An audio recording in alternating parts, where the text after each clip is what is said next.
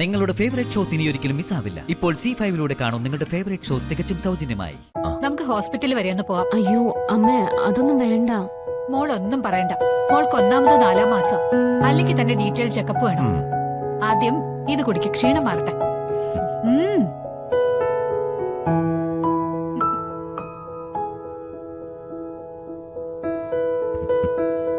മുഴുവൻ കുടിക്കാതെ പറ്റില്ല കേട്ടോ.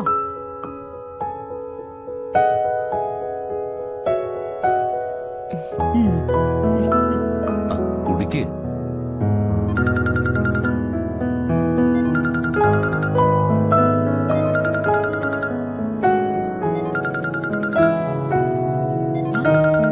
ഐശ്വര്യാണല്ലോ. ഇനി ഇങ്ങനെ വിളിക്കാൻ നാണല്ലേ അവക്ക്? അവളുടെ ഒരു കോള് കഷ്ടം. മോള് കുടിക്കും.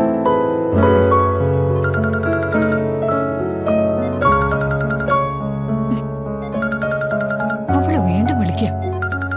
ഒരു ശല്യമായല്ലോ. ഫോൺ സ്വിച്ച് ഓഫ് ആക്കി വെക്കാന്ന് വെച്ചാ ഓഫീസിൽ നിന്ന് ആരെങ്കിലും എമർജൻസി ആയിട്ട് വിളിച്ചാലോ? എന്ത് ചെയ്യാനാ?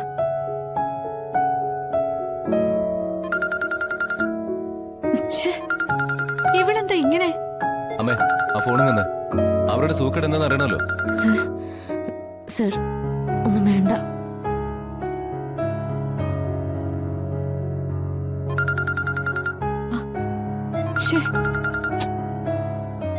അല്ല, അത് പറ്റില്ല. ഇത്രയൊക്കെ കാട്ടിട്ട് എന്റെ അമ്മ വീണ്ടും വീണ്ടും എന്തിനാ ചലഞ്ച് ചെയ്യുന്നത്? എനിക്കറിയണല്ലോ. അമ്മേ, ആ ഫോണിൽ നിന്ന്. സർ, വേണ്ട സർ, വിട്ടുകളാം. അമ്മേ, ഫോണിൽ തരാൻ. സർ, അമ്മേ, ഞാനമ്മ ഐശ്വര്യ. സർ, എന്റെ പൊന്നമ്മേ, എല്ലാത്തിനും മാപ്പ്.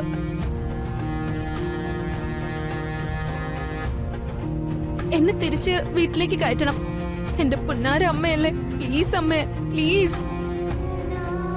ഇത് അമ്മയല്ല, ഞാൻ അഖി. അഖിയ? എന്റെ അനുജൻ അഖിയ? നിങ്ങളുടെ അഭിനയം ഇനി വേണ്ട.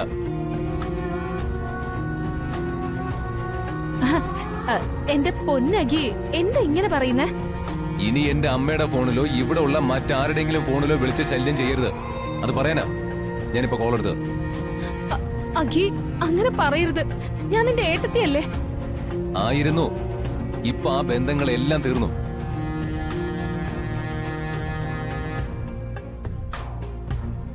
ഞങ്ങള് ശ്യാമയായിട്ട് ഹോസ്പിറ്റലിലേക്കാ. അവിടെ വെറുതെ കൂവി വിളിച്ച് ഡിസ്റ്റർബ് ചെയ്യരുത്. എങ്കിൽ എന്റെ വിധം മാറും, പറഞ്ഞേക്കാം. അഖി, എന്റെ പൊന്നഖിയല്ലേ, ഇങ്ങനെ ദേഷ്യപ്പെടല്ലേ. ദേ, ഞാൻ അവസാനമായിട്ട് പറയാ, ഇവിടെ ആർക്കും ഫോൺ ചെയ്യരുത്. മനസ്സിലായല്ലോ അല്ലേ? അഖി, അത് വിളിക്കരുത്, ഉറപ്പായിട്ടും വിളിക്കരുത്. പ്രശ്നാവും, പറഞ്ഞേക്കാം.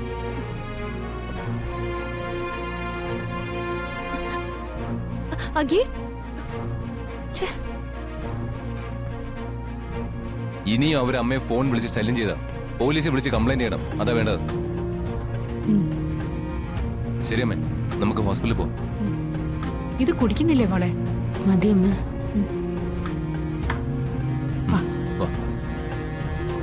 ഡൗൺലോഡ് ചെയ്യൂ C5 ആപ്പ്. കാണൂ എല്ലാ എപ്പിസോഡുകളും സൗജന്യമായി.